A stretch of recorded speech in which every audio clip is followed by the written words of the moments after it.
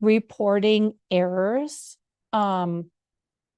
it's important to reach out to the business who issued an incorrect 1099 as soon as possible to ask them to correct the error.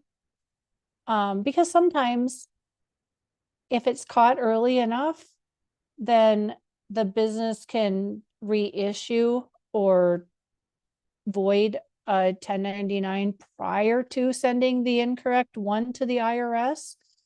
And filing a corrected 1099 it's pretty easy. It's almost too easy. It's a lot of the forms, it's super complicated and you have to do all of this extra work to file a corrected form. But with the IRS, you at the top of the 1099 box form, you click the box that says corrected and put the correct information on the form.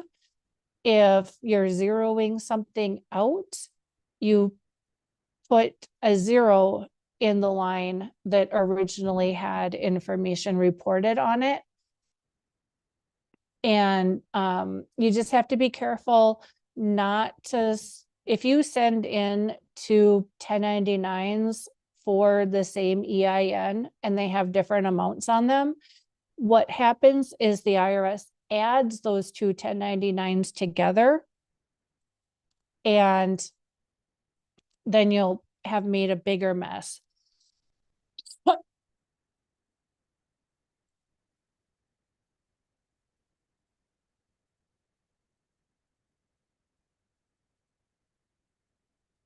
If you're correcting a form, you always want to put the correct information and mark the corrected box. If you're paper filing, you will just mark the corresponding 1099 form on the 1096.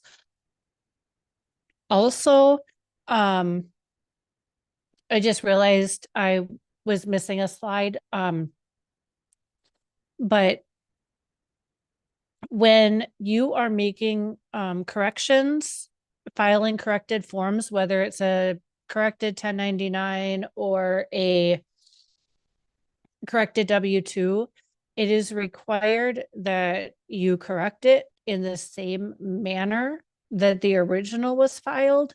So if the originals were filed by paper, the corrections have to be filed by paper as well. If they were e-filed, the corrections have to be e-filed.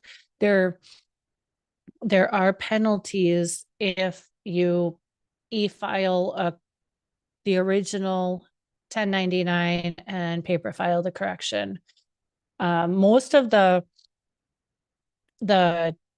e-file software has a box that you can check and indicate if it is a if the information that you're reporting is corrected or not.